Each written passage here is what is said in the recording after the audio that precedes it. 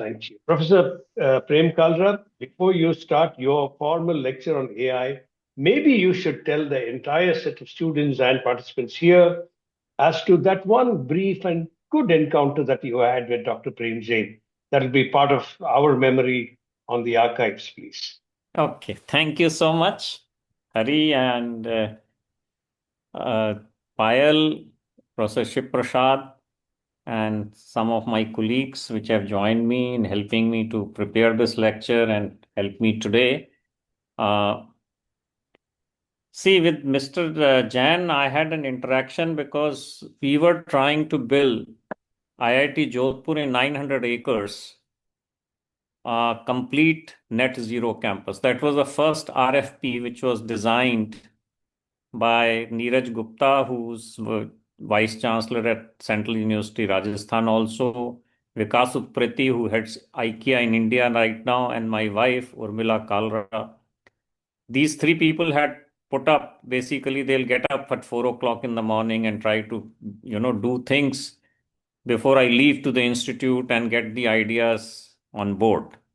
So that was first RFP which was created, and Sanjay Prakash got the contract to do the master plan. That was the first IIT for which net zero master plan was being advertised and being prepared. And during that time, I met Mr. Prem Jain Dr. Prem Jain to understand what sustainability means and how different, circular economy in terms of water, in terms of renewable energy. So he gave me large numbers, circulation of people on campus, air quality, like so many things. We had a breakfast actually in Nehru Place together, and we spent about 2 hours. He told me how the LEED works, the US agency to, for sustainability, sustainable buildings. And that led us, actually, his motivation led us to, work on net zero campuses rather than net zero individual buildings. So that is where the journey of IIT Jodhpur started. However, this influence actually didn't die when I left IIT Jodhpur. I joined Dayalbagh Educational Institute, and there's a community live next to it called Dayalbagh. And we have actually this place, we call it Sustainable Healthcare Habitat. So you have water quality, you have air quality, you have agriculture. So all those things, different kinds of emissions, we design systems to put in place. The biggest achievement what we had was here that in 200 acres we set up a biodiversity park where you had agroforestry, you have vegetable farm, you have a medicinal forest, so on and so forth. So like number of things were done, which led to basically my motivation that some of these things are physically possible to do in this. So now coming back to this lecture, I will just give you certain history about this AI. Actually, I had gone to do my PhD at University of Manitoba in Canada in 1983. And my supervisor came to receive me, Professor R.M. Mathur, and when I sat in the car with him coming out of airport, he said, Prem, you're supposed to work on artificial intelligence. That was the first time I heard this word, artificial intelligence. So I started searching and working and so on and so forth. So since then, I have been doing one aspect and another. So I will cover some of those things here. So with my formal lecture actually starts with to explain you each term which we are using in a title. And this title actually has been helped me.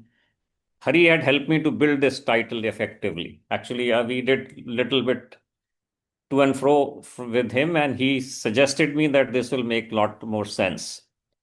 Now, talking about artificial intelligence, and recently in 2025 and 2026 beginning, now people have started realizing that why don't we call it an alternative intelligence?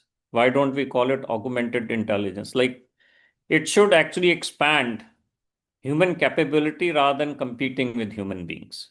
So that theme in mind, The second part was a sustainability, as I shared with you at IIT Jodhpur. We designed this thing, and then at Dayalbagh Educational Institute, we are living and breathing good quality of air and with biodiversity parks and putting complete misting network here for the controlling air quality across 12 months, around 12 months in the campus. So this is, and we monitor data actually every day basis on these things. So with this, these terminology, AI means not only if artificial, because some people believe now it is called, it looks more fake when you use word artificial. But if you use extended, basically a synthetic intelligence, augmented intelligence or alternative intelligence, so any of these words can be used. The reason these words are coming into picture is they actually see, they get more closer to human beings, and they call it humanistic reframe of how to amplify human cognitive abilities rather than competing with this. At the same time, there was an issue with AI that we can teach AI based machines values, ethics, social sensibilities. Will they be able to create Newton's law again? Or when the Newton was sitting under a tree and an apple fell, so he thought about it why apple has fell and he created a Newton's law for that. So can this new AI systems do this kind of a thinking? So therefore, my take was that there are limits to human intelligence. Similarly, there are limits to this kind of intelligence. And we should understand what these limits are before we actually get into the influence of so-called people are saying by 2035 or 2050 machines will take over human beings and all that. That would not happen. That's what my personal belief is. This is a statement I have heard so many times in the past. So what we are looking at is that how do we improve human judgment? How do we create partnerships? And how do we actually do the precision computing? It is true that if you see that what humans are good at, creativity, innovation, contextual understanding, apathy, ethical judgment, and so on. Similarly, you have large set of data, very large set of data. The data mining, finding associations among different data, finding relationship among different data has become very, very difficult because human mind is not able to crunch at that speed and that precision and not able to find the hidden pattern. So pattern recognition becomes a very, very important task. But if you put these two columns together, what we can do, so we can actually process this information in much better fashion. We can achieve higher efficiency, higher accuracy, and we can actually look at sustainable well-being developments. However, before we go further, it is also very important to understand that what this AI is. Now you see different paradigms of AI has come. In 1956, McCarthy, who was at the Trinity College, coined this word artificial intelligence for a simple reason that he didn't find any alternative word for this, whatever projects they were writing. But this all came from Turing, who was trying to design, and Turing theorem came into picture in 1930s. He said if human being and machine are interacting with each other, and at some stage human being gets replaced by machine, the earlier machine which was interacting with human being should not feel now the machine has come instead of human being. So machine should be doing that well as if all the tasks of human beings are being done. So keeping that in mind, McCarthy designed this word called artificial intelligence. Then in 60s, neural network came into picture. So on the development started doing it. One was trying to find out model for mind. The neural network group was trying to find out model for the brain. There's a difference between both of them.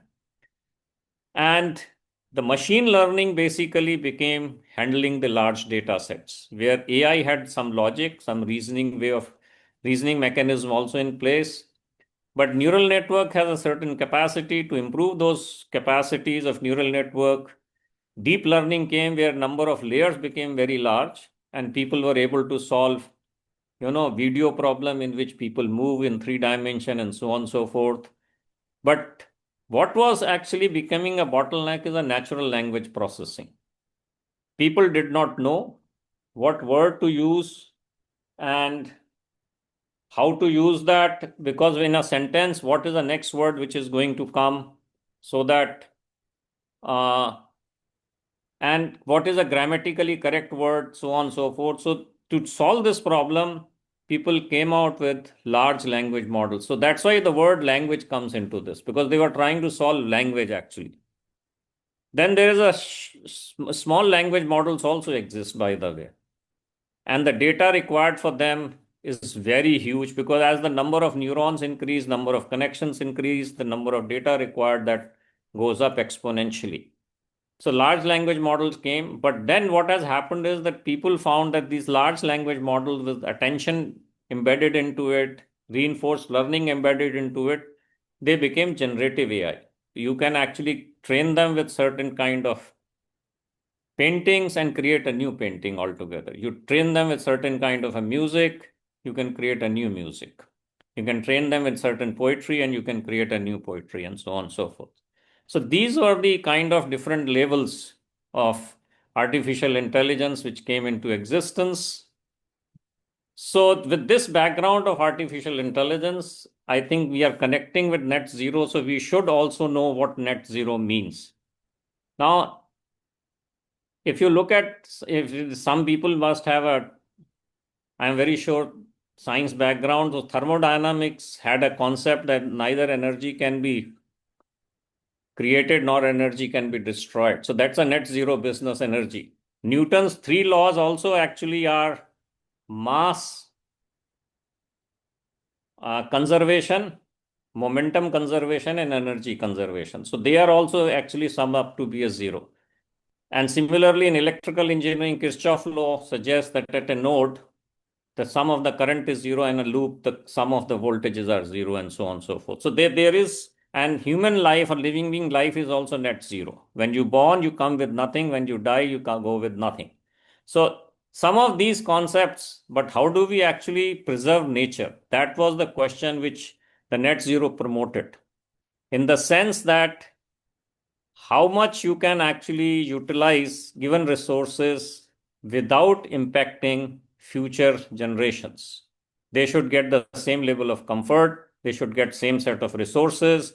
They should have same water quality, soil quality, sunlight, and everything without raising temperature on the ground, average temperature on the ground. So to look at these, there are a number of net zero things which have been suggested and produced. So therefore, the net zero can be divided into 2 aspects. One is called sustainability, where you nurture the nature. The second aspect is sustainable development goals, which UN has set up 17. And I will actually present 3 more goals which we thought are important, which are not included in these 17 goals. And these 17 goals in our institute, we did a survey with the help of the faculty member Rupali and other members of the team. And we found that every aspect of these goals have been implemented in the institute. So asymmetries, because of sustainable development goals, can be addressed, but at the same time, nurturing the nature has to be addressed by sustainability. So there's a difference, I personally believe, in these two. So preserving and conserving planet was a part of sustainability, where asymmetries in the removing asymmetries in the planet is the part of the sustainable development goals. Now, the third component, which becomes very, very crucial and important, is people. And I'm going to cover that, because this planet, people, and practices is the main 3 things which protect environment and will protect the planet. Now, human development is a very, very complex phenomena. And Maslow, one of the economist and philosopher, gave the hierarchy of needs for human beings. And these hierarchies basically physiological needs, then you have recognition needs, then you have self-actualization, you have cognitive needs, so on. There's a complete hierarchy, and this itself can be one of the lectures later on. And converting human to humane becomes most important, because if you don't do that, then you don't think of environment at all. So changing mindset of people will provide you the solution. That's the first conclusion I came to after actually looking at. And then we should not be only looking at intelligence, we should be looking at wisdom. Creating a wisdom society is important. So one can move from data to information, information to knowledge, knowledge to intelligence, and intelligence to wisdom. So how these cycles actually play their role. So the wisdom suggests that you do things which are good for larger good rather than higher efficiencies. That is important. Now, before I get to this slide, I built three scenarios that when there was no technology, civilization started, there were human beings only, local solutions were found, local innovations were done, local creativity was seen, but no communication was happening between the communities, societies, nations, and so on and so forth. The second stage came, which exists today, that technology and human beings came together. And communication started, best practices of one place can be basically captured and can be implemented at other place, and so on and so forth. Now the third part is what these people are suggesting, that everything will be taken over by technology, by artificial intelligence. If everything is done by artificial intelligence, do you think bots and robots need sustainability? Do they need sustainable goals? Because they are made of same components, same everything. There's no asymmetries. So, and then if they take over everything, what human beings are going to do? That's a big question which we need to answer. That's why somebody told me that they will follow their hobbies, but how long? Like, you need a purposeful life, you need a purposeful engagement, you need a development of your individual brain, you need a development of mind, and you want to socially interact to enhance thought process, reasoning processes, and learning processes. So to do that, the recent phenomena which has happened in late 2025 and 26 is that how do we use these technologies not competing with human being, but enhancing capability of human being. So this is the kind of a background which takes me to this. So the what we talk here is assess AI across the environmental, social, political, and knowledge dimension. People talk of environment, social aspects, socio-economic aspects, political aspect, but nobody talks of knowledge dimension. And knowledge dimension is most important because most active first 20, 25, 30 years, everybody spends in education. And the knowledge generation in those 20, 25 years actually takes you wherever you go in life. So it becomes a very, very important aspect. So this slide actually reflect the fourth component, which is knowledge, which has been missed in most of the presentations. Now, concern is effectively what are the risks and promises, and risks and promises of AI for sustainability. Now, there are different aspects of it. You need to optimize something, you need a very fast machine, you need a large data, you need a data which different human beings have collected at different locations. You want to integrate that, you want to optimize the whole thing and come out how to optimize energy grids. How do we optimize renewable energy mixed with the standard grid power? How do we model climate? How do we predict weather, which is the most complex phenomena? For all this, AI can do wonders and will be able to improve things as they go. But the risk is when you talk of data center in our artificial intelligence or alternative intelligence, that data center needs lot of energy, lot of power. At the same time, it needs a lot of water to cool it. That's why people actually planning to have these data centers close to sea. or ocean. So that they can use that water for cooling. And there are some people who are planning to have these data centers in space for this reason. So these are plannings which are going in a very different way. So there are risks involved. And there's an electronic waste which is associated with this. There's a supply chain impact which is not fully captured. Today, rare earth metal basically becoming a key. That is where the international conflicts are going on. So how do you actually achieve that to these rare earth metals to build these systems? So these are the risks which are involved, and these are the games which people have to see. So basically, can AI reduce the impact of work which is done for sustainability, or which AI will enhance the work which is done for sustainability? That's a question which we need to answer. It's a double-edged sword, AI and sustainability, and efficiency and other aspects what people talk about is it's important, but at the same time, one has to also see that how much efficiency you can improve, because that improvement of efficiency needs a high cost for change. Every time you improve an efficiency, you have to change the technology. You have to see obsolescence which you will create with improving the efficiency. This is called efficiency paradox.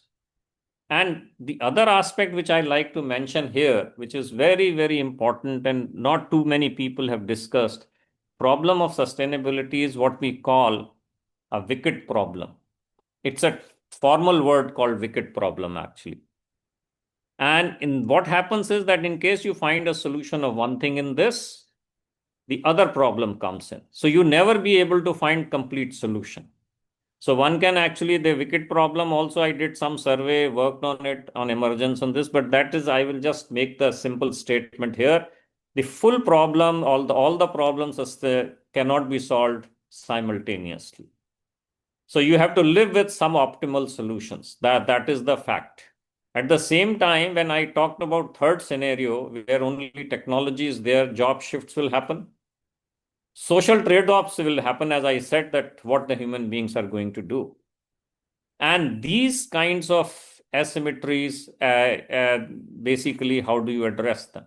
So that is, one has to create a balance between AI and sustainability. The most important aspect is system challenges requiring attention. There are three structure risks shaping equity, environment, and control. Data, which is being used today to build these large systems, how much this data is authentic in the sense has been really bought. And if it has been bought and used for learning, then the cost of the solution becomes very, very high. Can everybody afford that? And this, since everybody cannot afford that, all nations cannot afford that, there's going to create another kind of asymmetry, which I'll discuss later. With this data which is available, is it biased towards certain communities? Is this biased towards certain solutions? Or there's another problem which comes with artificial intelligence is what we call hallucination. Without giving a data input, the output starts. You can see that. And this happens because the large language model has a positive feedback system in place, what we call recurrent neural network based model. These are. I'll not get into the technical detail of this.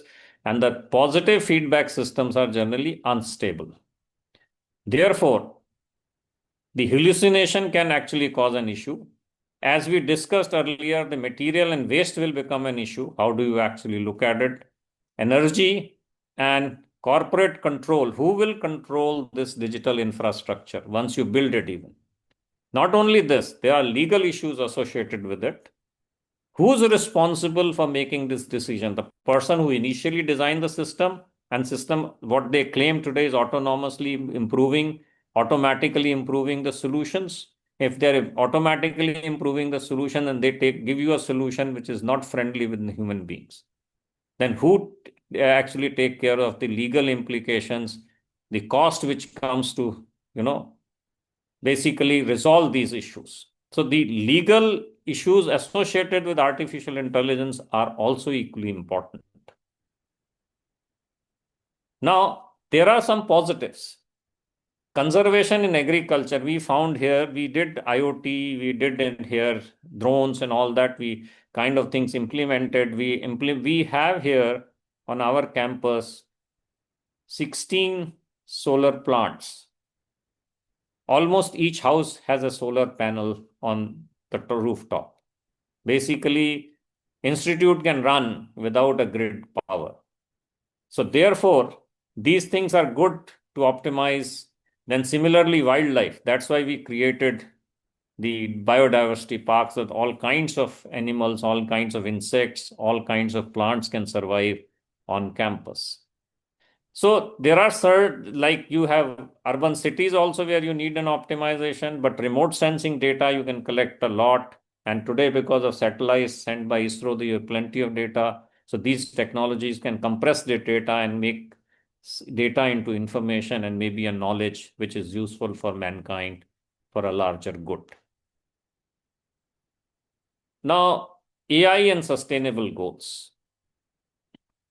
It contributes to health and education, one of the goals which basically we have seen, because health and education both today has been improved by AI drastically.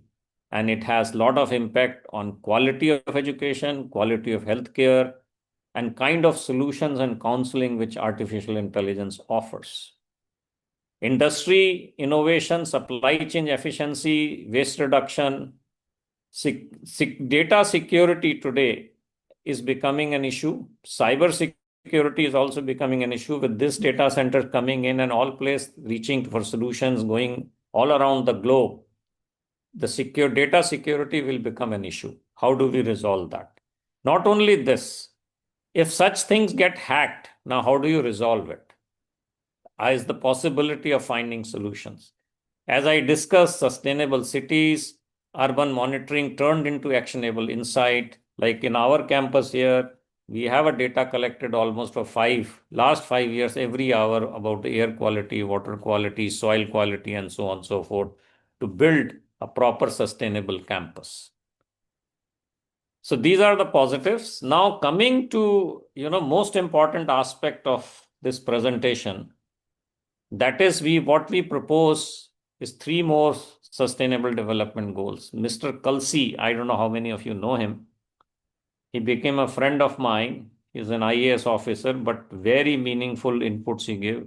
I sent this presentation to him, and he told me to concentrate on some of these slides have come out of his review actually. The credit must go to him.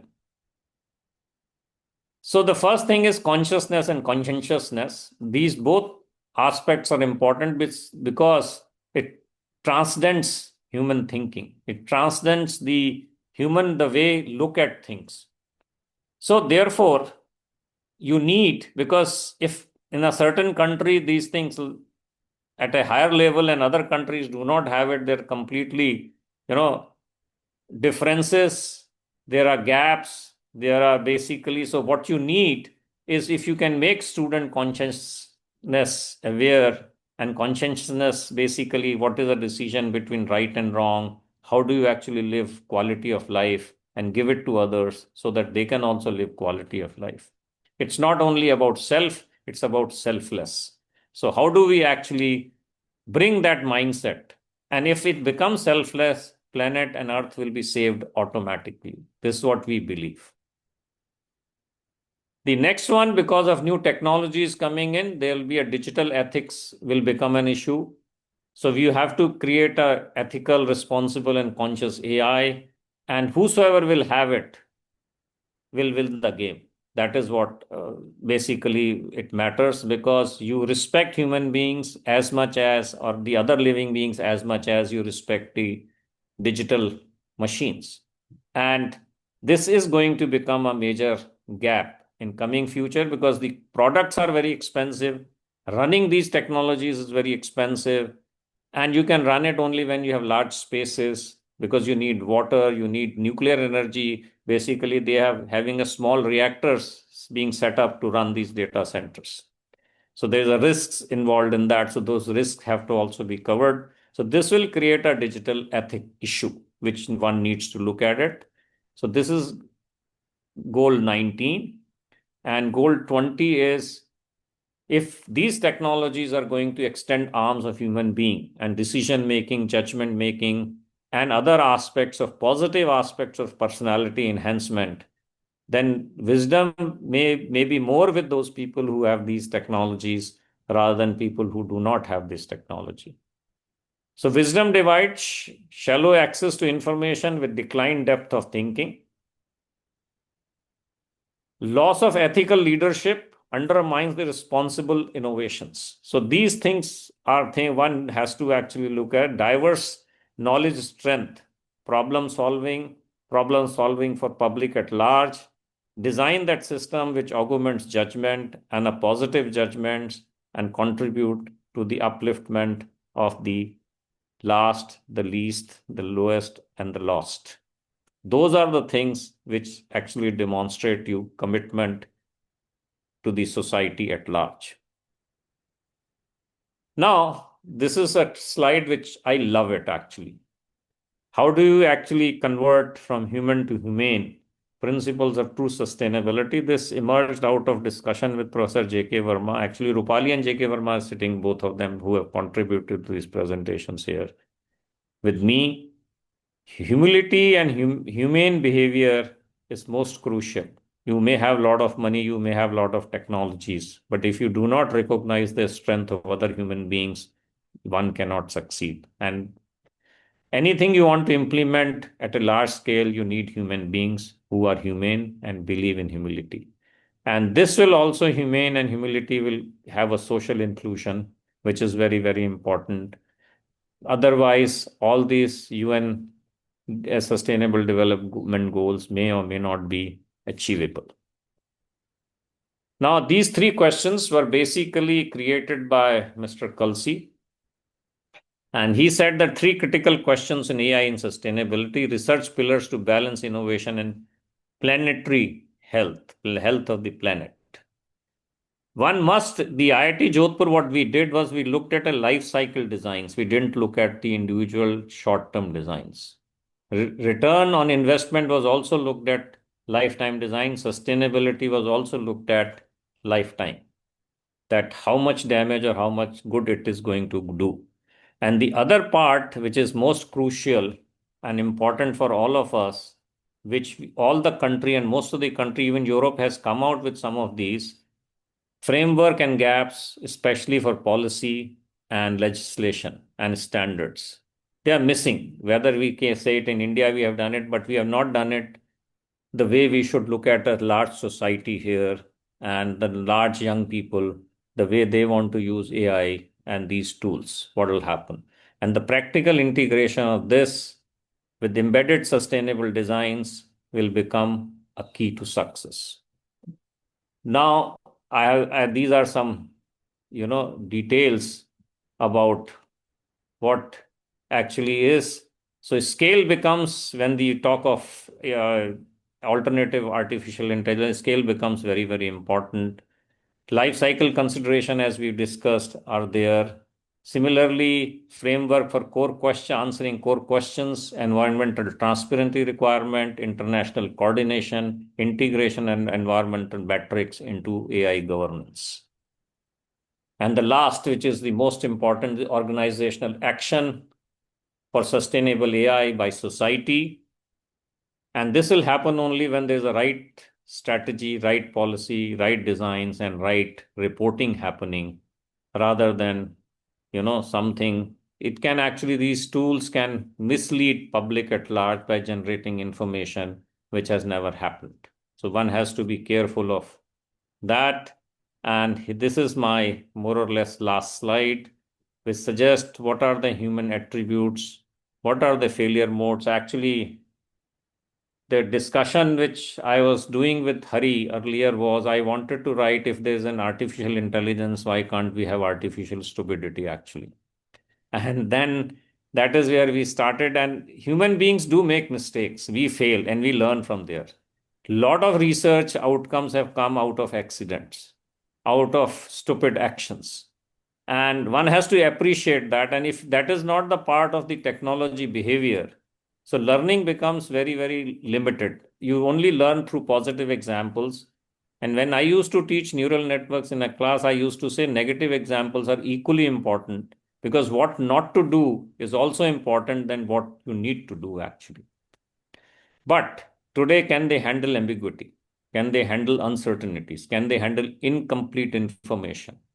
Can we have computing with words? Can we have computing with perception?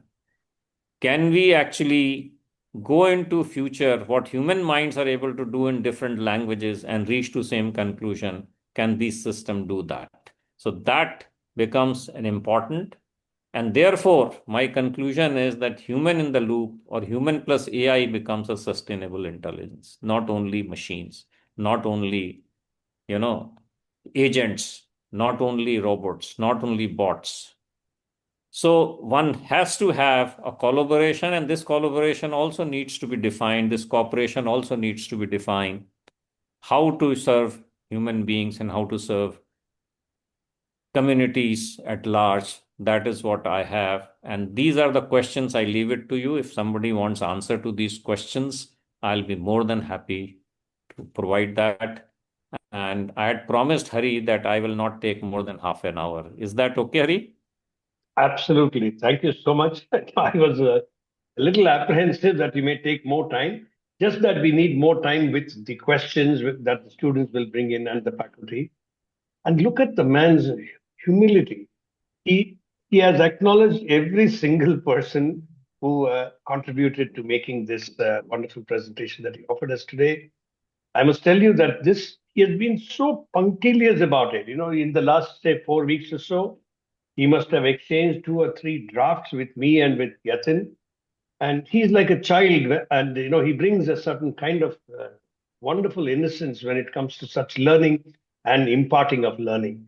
Thank you so much, Premji, for being with us and offering this rich set of insights for both the faculty and for the students. I will start with Professor Shivprasad Singh. Shivji, what do you want to say? Your take. Thank you, Dr. Hariharan. And no, once again, thank you so much to Professor Prem Kalra.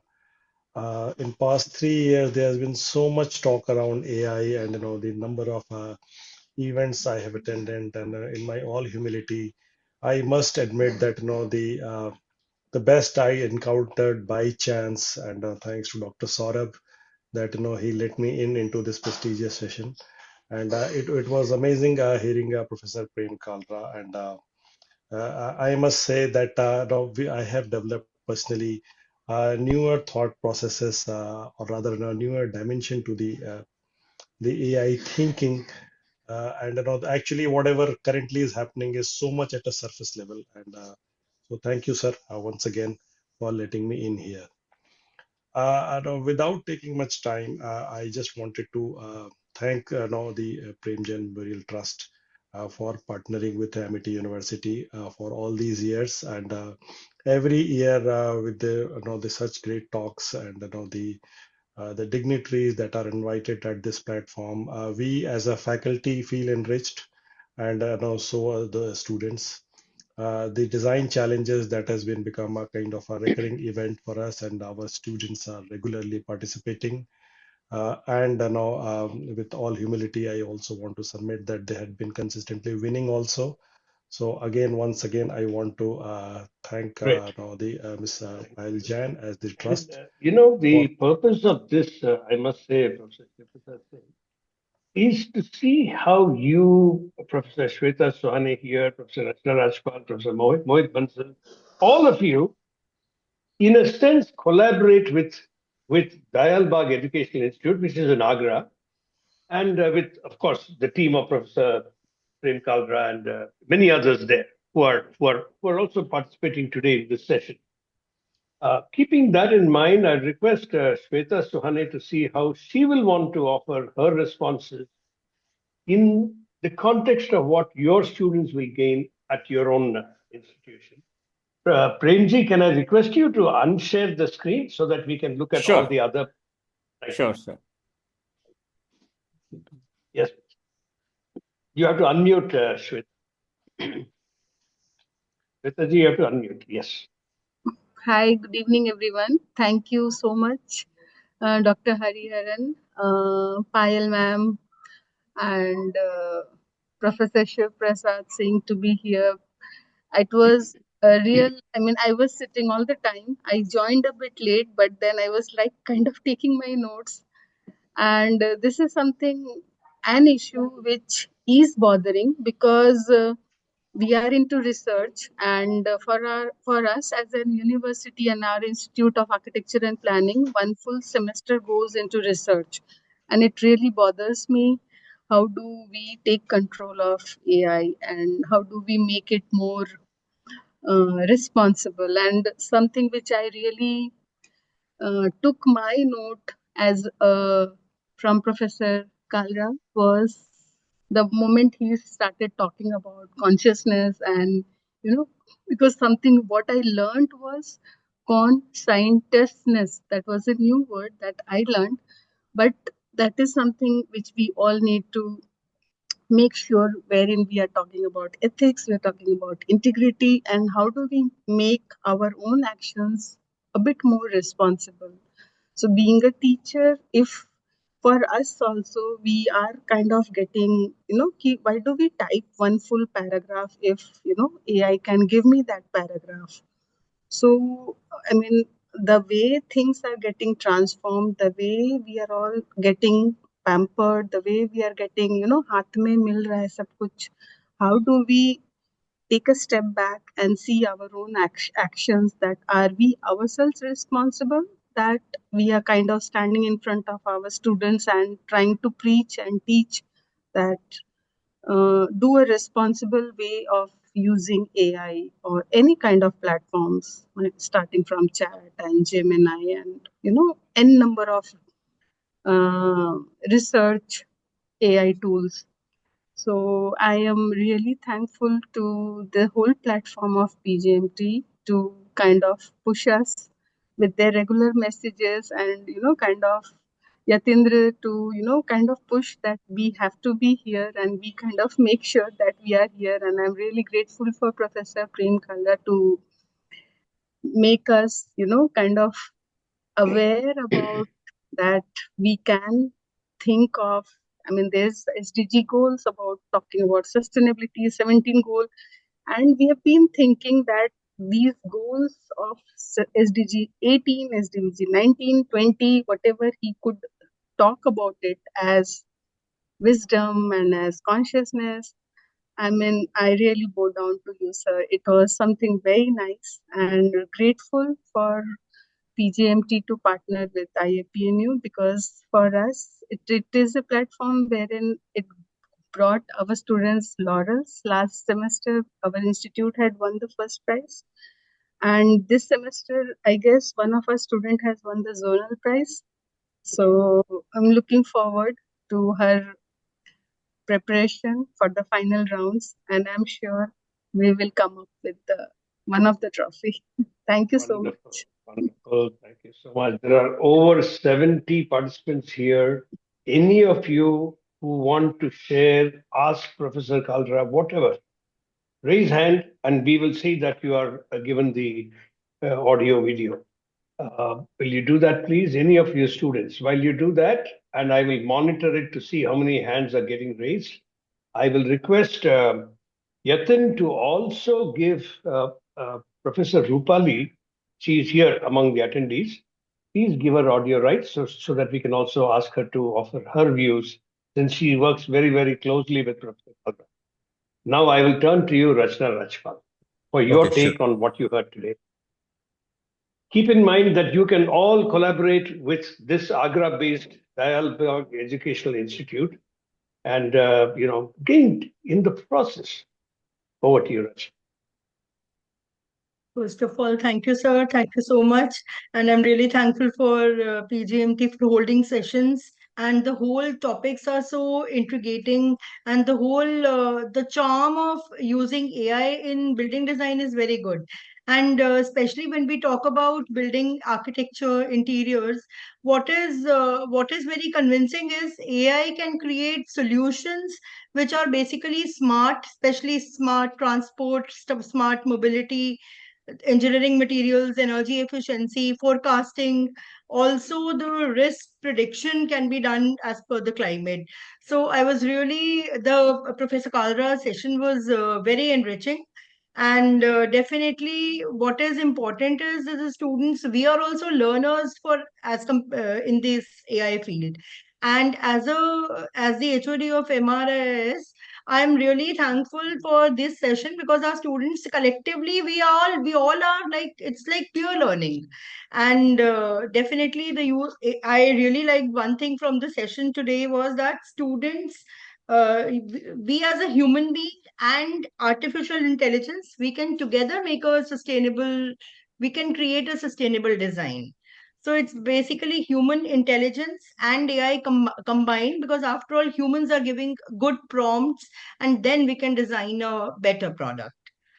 So that is it. Thank you, sir. Thank you for giving me a Thank you chance. so much, and thank you for being here in almost every session, Rashna.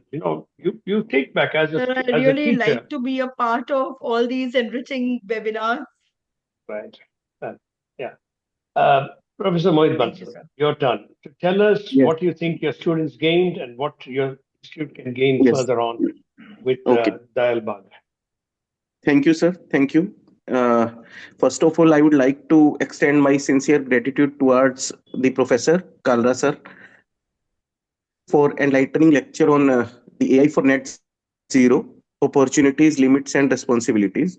And as far as our students are concerned, we are like mechanical engineering graduates, students with us.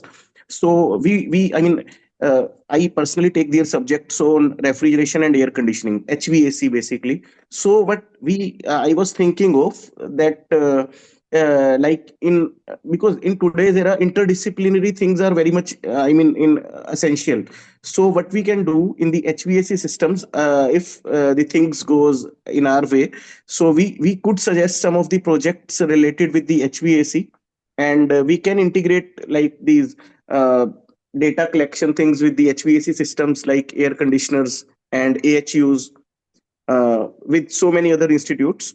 And lastly, I would like to thank PJMT that from last so many time we have been associated with PJMT. Last year too, our students have been participated in the National Green Earth Challenge, and this year too, our students have brought laurels to the institute. And uh, uh, like ma'am has initiated in the starting that uh, just day before yesterday we have cricket match, friendly cricket match among the PGM officials and the professors of our college. So these are few initiatives which we have been doing from the last so many years with PGMT, and guest lectures are there on sustainability. So thank you, sir. Thank you, Hariharan, sir. Wonderful, Mohit. Actually, the fact that you are teaching HVAC, something that Dr. Jain did for what 45 years, makes it really interesting. Professor Kalra, your turn now to respond to all the four faculty leaders and their observations. Premji, have we lost him? He seems to, his image is frozen. Professor I Kalra, are think you we there? lost him. Yeah. Yeah, we lost him. He'll come back. Yeah. Unless somebody helps him out there, he may not be able to. Okay, anybody else who wants to say anything at all? What we could do, Yatin, is this, since you're here on the mic, we must enable these four institutions to see how they connect with Professor Rupali or with Professor Kalra at the Dayalbagh Education. Get the, what is it called? Get the, whatever that you need to do to formalize the association with the Dayalbagh DEI, and I will enable that process for you so that these four leaders here who are teaching, who are influencing, students there. I mean, HVAC, mechanical engineering, all of these are things that will definitely benefit from it. Yasin, your take? Yes, back. He is back. Professor Kalra is back. Yatin, Sorry, your that take it. on that? About, sir, Yes. I missed actually in between. If there is No, any not a problem. I saw that you dropped out. What I thought we will request you to do is to see. I know you were there until you heard all the four faculty speakers, leaders. Yes. Can you respond to what they were speaking about? Would you want to have anything to say on that? Mike, actually, what you're suggesting is that these institutions should come together to solve a problem. That is important. And secondly, the sustainability concept is very, very important to practice. Correct. So can we actually, in a neighborhood, whatever these institution neighborhood is, ensure that we have a clean water, clean air, good soil, and we have something which we grow which is very unique to that place, so that becomes a kind of USP, unique selling point for that institution actually, because classrooms, every institution has it. They teach also, and all teachers do well, but can we do certain activities? Because in IIT Jodhpur, what we started was, I don't know whether now that is continuing or not, every new batch used to grow one tree, and they were responsible for that. So slowly you build these things, So if the vision is there to actually, kind of do the long-term thing, then we have to also think that how do we actually implement these things? Absolutely. Shweta and Rachna, you might have some things to say in this context. Shweta Suhane, you can do an all day. Yes, please. Yes, No, sir. you have to We unmute. have been doing so many activities relating to SDG. And in our all, since we are a design college and we teach students interior design and animation and VFX, so all our projects, they include, basically we have to do research, we have to include a case study, and then we follow sustainability. So all the projects have a solution which is sustainable, and we try to align every project with an SDG goal. So that is one thing which we teach the students from the first semester itself. See, what And I'm talking is effectively, in my time, what new buildings in institute came, which were bamboo buildings, actually, purely yes, sir. sustainable. So Yes, sir. changing the Beautiful. paradigm, the way we do things today versus what we'll do in next 5 to 10 years. Yes, sir. That is what would change the place. Yes, sir. Creating a stage, especially we can start at a smaller level, like creating a stage for an event with bamboo and sustainable materials. Once we did it for a festival, college festival also. So we tried to use bamboo only as a material for display, and students, they basically had a hands-on experience with bamboo. So that was bamboo and jute basically. So that was one sustainability effort which we did in our design festival. So Okay. we'll definitely try to See, do what more. I'm saying is that the expansion of institute also should have at a scaled level.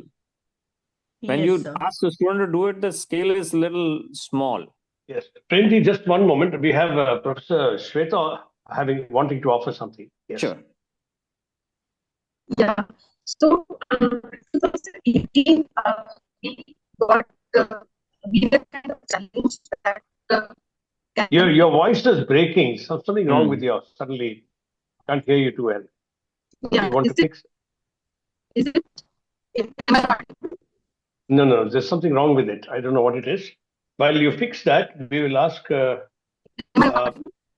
Sorry. No, not yet. Not yet. Something is It's breaking. I not don't know what it clear. is. Yeah. There is one hand that has been raised from among attendees. Just one moment. Let me see. Hanuman Vange. Hanuman, are you here? You have given audio. Yatin, you'll have to enable him, please. He has a question in the question QR box. We were Doesn't discussing matter. something consciousness versus what was the other word? No problem. Conscientiousness. Conscientiousness is a Yes. difference between right and wrong. And Absolutely. consciousness is that the higher order thought processes start building, actually. That's all. That's all. One is conscientious, one is conscious. Okay? That's all. Yeah. Go on. Professor Swani, have you managed to get your voice audio sorted? Go on, please. You are muted now. You have muted yourself now. You have not been able to stop. Okay. Anyway, yes, Hanuman, you want to ask that question? I think it's already been answered. You can check it out in the dictionary, the two words, unless you have something else to say, Hanuman. Hanuman, you want to speak? Hello? No. Okay, he doesn't want to. Wanted to words. Yeah. Yes. Yeah. So firstly, I got connected with Premjan Memorial Trust here at Hyderabad. So they were I was part of a IGBC exhibition maybe, and I'm very thankful to them. And I have been following their emails from a long time. And thanks for the emails. That is one thing, and great efforts. So a brief about me. So I've done my bachelor's in facilities services planning from School of Planning and Architecture here at Hyderabad. And later I have switched to a role in software engineering, but that's a brief. So I work in utilities like electricity, water, gas softwares for that. Just wanted to thank and great efforts team. I must tell you, it's been 4 years, and Premjan Memorial, the trust, your activities are keeping me updated about the subject that I have studied, and really great efforts. Great. Thanks. Wonderful. Thank you. Well, I think what is emerging, Dr. Kalra, is this, that not just these institutions, Rajiv Sinha, yes, please. You have raised hand. Go on. Rajiv Sinha, please speak. Yes, Rajiv ji. Namaskar to you. Yeah, namaskar. Well, Dr. Kalra, I just want to say that you brought a very different dimension to this entire burning subject of AI, because all we hear is about the pace at which the commercialization of AI is happening, or what kind of chips and what mega scale data centers are getting built. I think there are two important concepts that you brought about. One is the ethical guardrails for AI, and the second is linking it to sustainability. I think these are very important dimensions. Unfortunately, I don't think there is any organized effort taking place anywhere to bring these into mainstream. There is such a race on that these things are getting a little lost.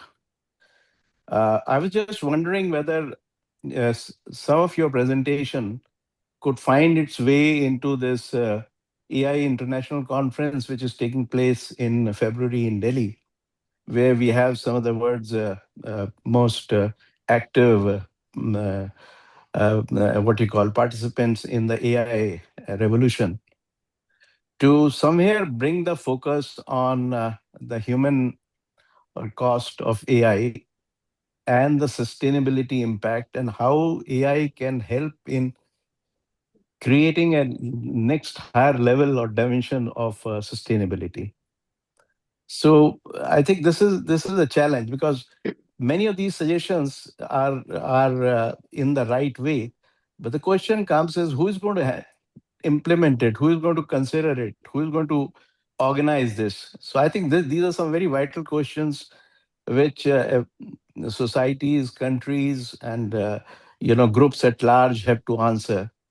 And from whatever little I read and know, not much effort has been made in these directions. Governments are considering regulations, but I think that is actually the antithesis of innovation. And regulation won't make it happen.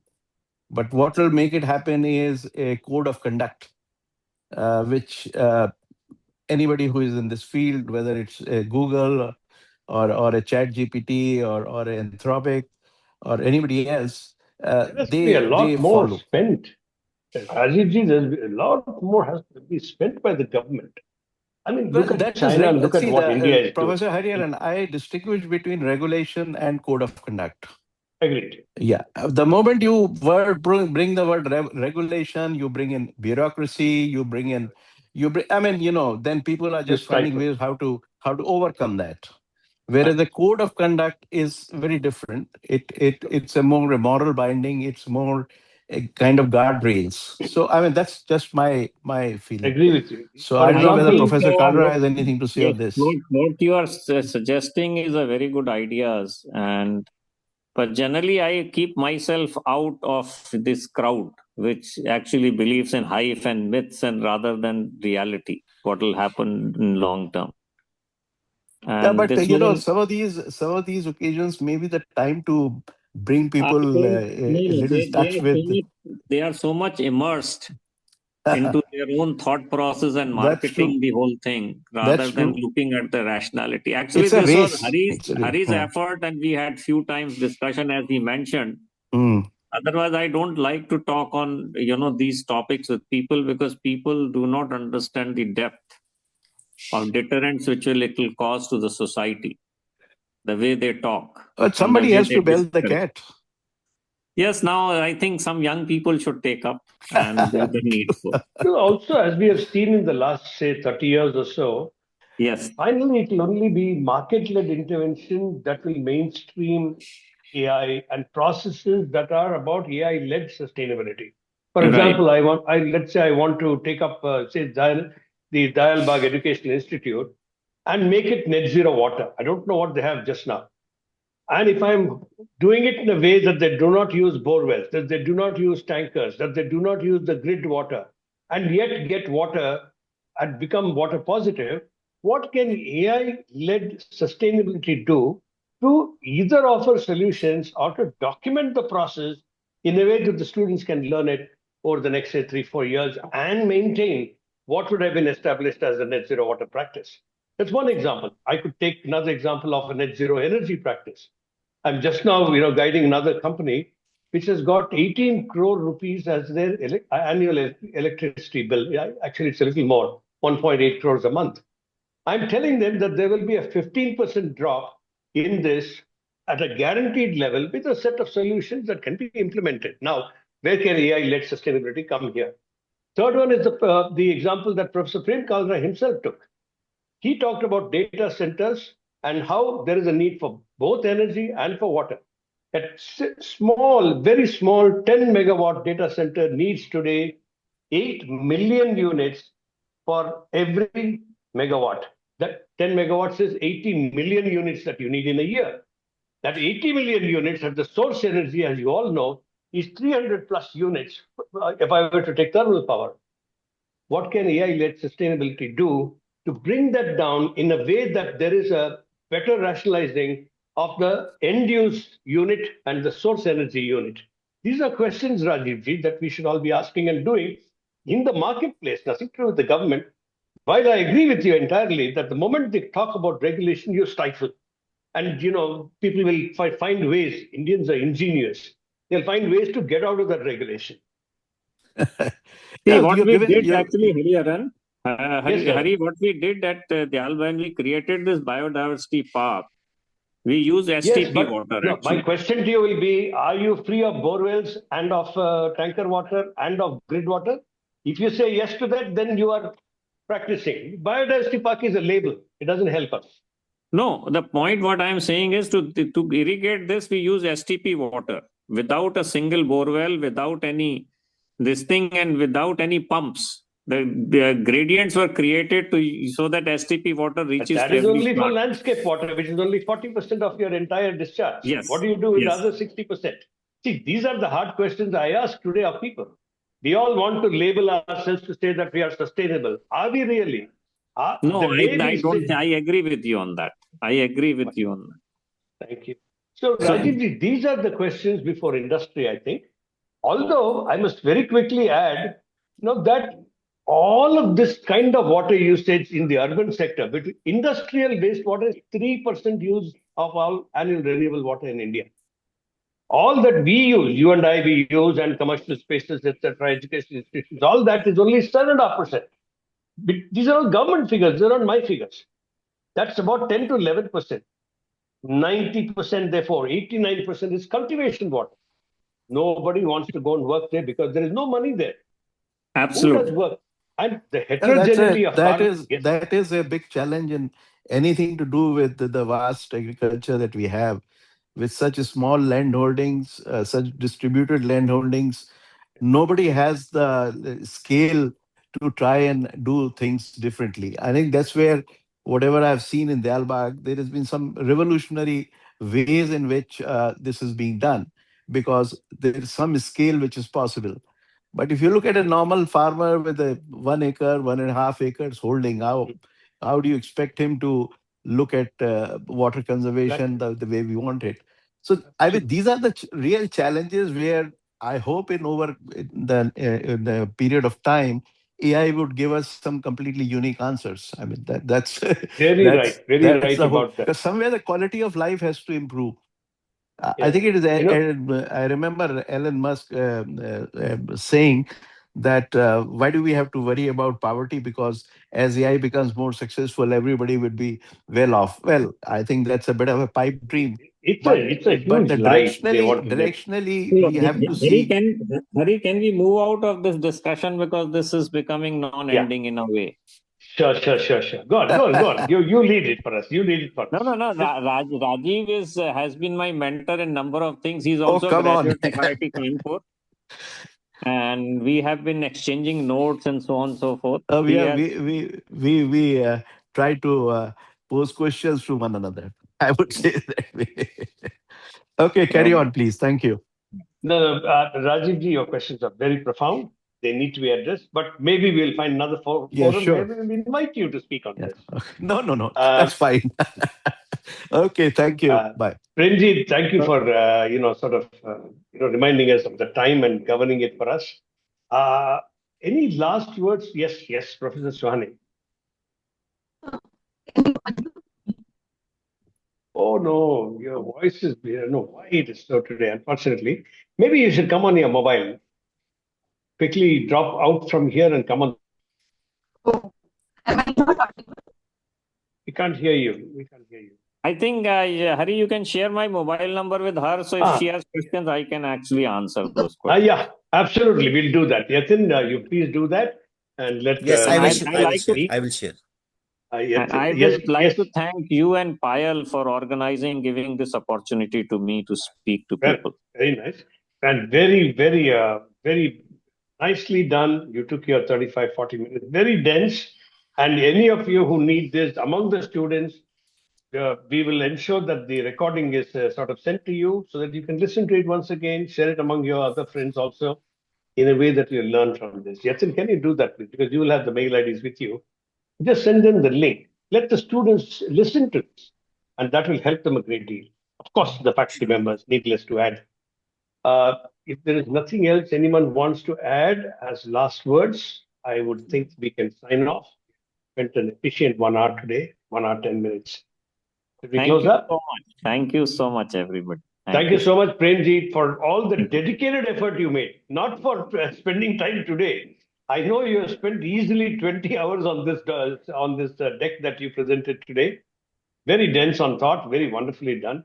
See, that is passion, that is commitment. And Professor Shivaprasad and the others here, Professor Mohit Bansal and others, please take advantage of people like him. They are like the use me garbage cans. They're saying, please come, use me, take things from me. So please do that. And we will connect you to him. I mean, his mail ID and telephone number is there. He'll be delighted to help your institution. How the rest of it is structured is all up to you. Thank you so much, everybody. Thank you very much. Thank you, sir. Thank you. Thank you, sir. Thank you. Bye.